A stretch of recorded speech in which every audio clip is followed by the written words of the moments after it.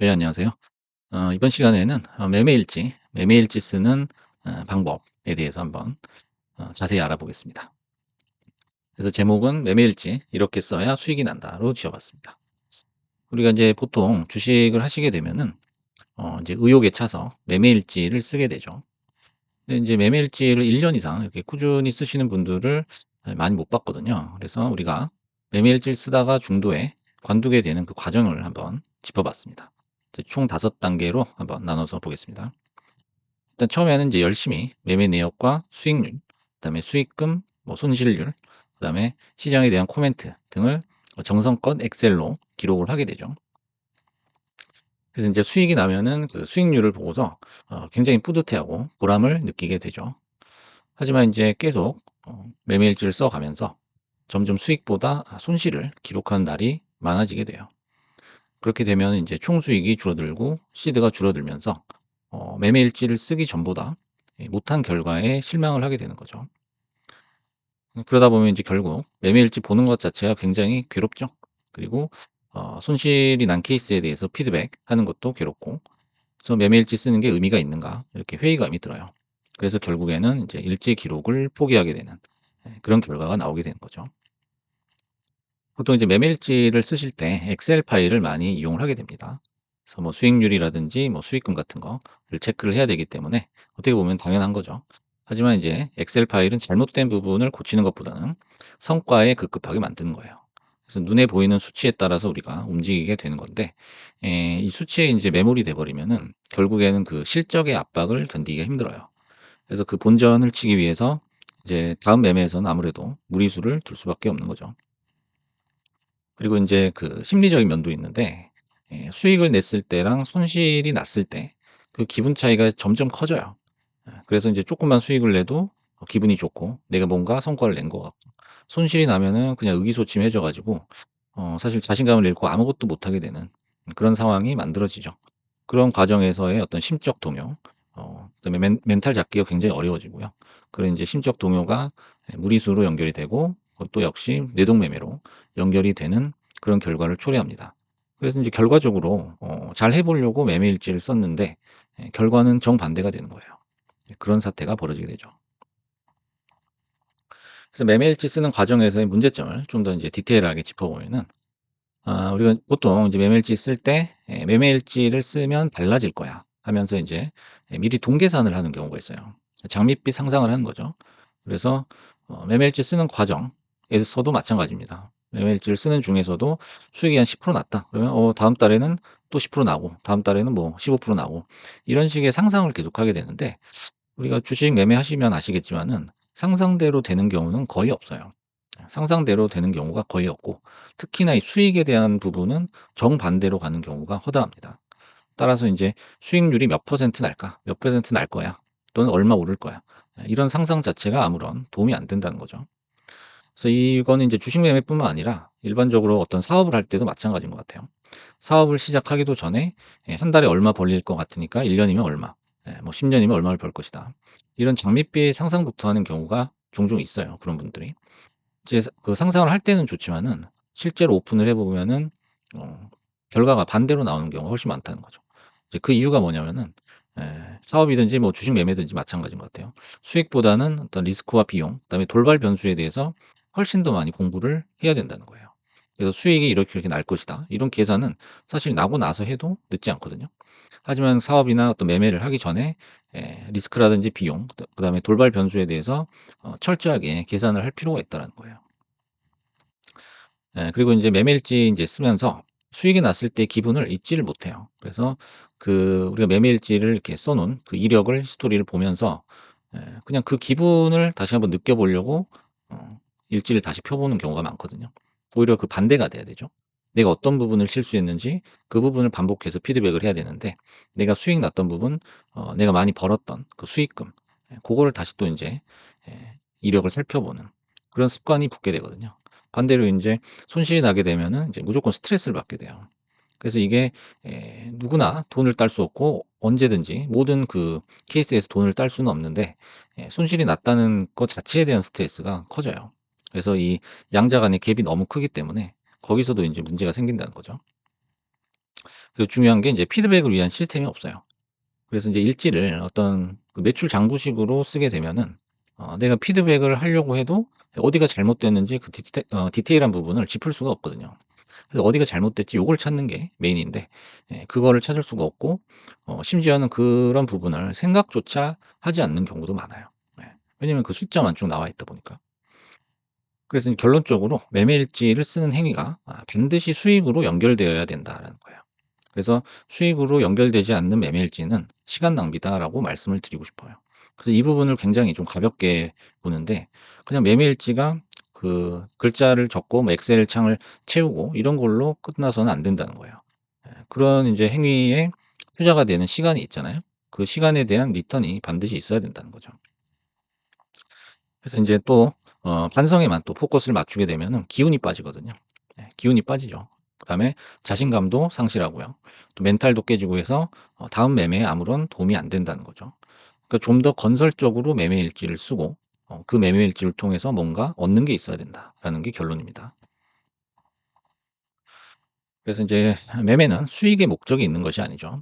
수익의 목적이 있는 것이 아니라 시스템이 만들어 주는 손익비라는 것을 철칙으로 여겨야 된다라는 거예요. 그래서 매매를 해서 수익을 낸다. 이런 단선적인 사고가 아니라 우리가 수익을 내줄 수 있는 어떤 시스템을 만들어 놓으면 거기서 인제 좋은 손익비가 발생을 하게 되는 거거든요. 그전에도 인제 여러 번 말씀을 드렸는데 손실이라는 게 안 날 수가 없어요. 네. 손실이라는 게 제로가 될 수는 없기 때문에 항상 내가 손실보다는 수익을 더 키우는 그 방향으로 인제 전략을 잡아야 된다는 거예요. 그 전략을 잡아 줄 수 있는 게 인제 매매 계획 그리고 피드백할 수 있는 매매 일지라는 거죠. 그래서 절대 손실 없이 수익을 내려 하지 말라. 너무나 중요한 내용입니다. 그래서 매매일지 속에 수익을 내는 시스템이 있고 그 엔진을 통해서 우리가 수익을 불려 나가야 된다는 거죠. 우리가 기분에 따라서 매매할 수도 있고 뭐 여러 가지 방법이 있겠지만 공부를 해서 매매할 수도 있겠지만은 결국에는 이 시스템을 만들어 줘야 된다는 거죠. 그래서 모든 매매는 계획으로 시작해서 피드백으로 끝남을 꼭 명심해야 된다라는 거예요. 그래서 어떻게 보면 매매일지라는 게 매매 계획표로 시작을 하는 거거든요. 그래서 매매 계획표를 쓰고 그다음에 손실 케이스만 피드백을 하고요. 예. 수익이 난 거는 굳이 피드백을 할 필요가 없습니다. 그리고 손실난 케이스를 오답 노트처럼 정리를 해 가지고 그걸 개선해 나가는 게 최선의 방법이다. 최선의 매매일지 쓰는 법이다라는 거죠. 그래서 제가 예시를 한번 가지고 나와 봤습니다. 이런 식으로 인제 쓰는 거죠. 여러분이 인제 익숙하신 방법이 있을 거예요. 뭐 엑셀에다가 쓰셔도 되고 아니면 뭐 메모장에 쓰셔도 되고 아니면은 인제 실제 종이에다가 쓰셔도 돼요. 네. 그리고 제일 좋은 방법은 해당 종목의 차트를 캡처하거나 이제 프린트를 하는 거예요. 프린트를 해서 인제 그 위에다가 종이 위에다가 쓰시는 거를 가장 저는 추천을 합니다. 왜냐하면 실물을 옆에다가 놓게 되면은 아무래도 눈이 가거든요. 그래서 자주 이렇게 곱씹어 보기 때문에 피드백 효과가 있다라는 거를 추천을 드리고요. 사실 방법 자체는 큰 문제가 안 되는데 그걸 얼만큼 자주 볼 수 있느냐 그게 가장 큰 관건이죠. 그래서 인제 이 빨간색 부분은 인제 처음에 내가 매매를 시작할 때 해당 종목에 접근을 할 때 어떤 일종의 매매 계획표다라고 보시면 될 것 같아요. 그래서 인제 종목이나 인제 매수 날짜가 들어가게 되겠죠. 그다음에 인제 매수 이유와 매수 범위는 반드시 적으셔야 돼요. 요게 인제 미리 사전에 계획이 안 돼 있으면은 상당히 좀 그 당황을 할 수가 있거든요. 왜냐면 장이 오픈이 됐을 때 또는 내가 매수를 하고 났을 때 '뭔가 잘못됐다.'라는 생각을 하는 그 기준이 될 수가 있어요. 그래서 매수 이유라든지 매수 범위는 내가 틀리더라도 이건 틀려도 상관없습니다. 틀리더라도 반드시 매수 범위를 한번 그어 보는 그런 연습을 한번 해 보셔야 돼요. 그리고 이제 목표가, 손절가도 반드시 설정을 해 보시고요. 그래서 여기서 보시면 이 항목별로 어떤 공통점이 있죠. 바로 이 근거라는 거거든요, 근거. 그래서 내가 근거 또는 이유죠. 똑같은 거죠. 그 이유를 쓰는 연습을 계속 해 줘야 돼요. 그래야 이게 진정한 계획으로서의 의미가 있는 거거든요. 그렇게 인제 자세히 디테일하게 그 기록을 해 놓게 되면 나중에 매매가 잘못됐을 때 어느 부분이 잘못됐는지를 구체적으로 피드백을 할 수 있다는 겁니다. 그래서 가장 중요한 거는 이런 목표가, 손절가, 매수 범위나 매수 이유 요런 근거예요, 근거. 근거가 가장 중요하다는 거고 고거를 인제 디테일하게 기록을 해 놓으셔야 된다는 거예요.